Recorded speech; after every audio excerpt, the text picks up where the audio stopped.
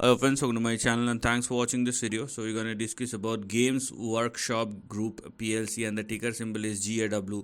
First of all, this particular share is listed in London Stock Exchange and the currency will be in GBX, so please take a note of it. Now this is the price chart which looks phenomenal, I would say, which really looks phenomenal, and the kind of price behavior we have most specifically from the lows of 2016. It's been a massive rise from there on, and we can currently see a consolidation which has been going on from 2020 itself.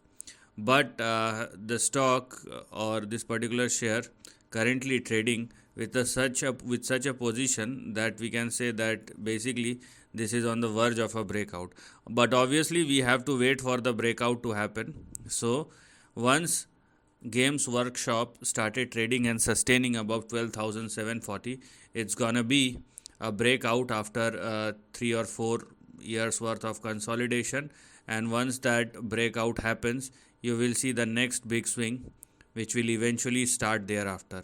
So the levels which will become active if this particular share surpasses and sustains above 12,740, which is mandatory, the big range or big swing will push this particular share somewhere in between 45,000 and 96,000. So this is the range which will open up, but only after the breakout, not right now.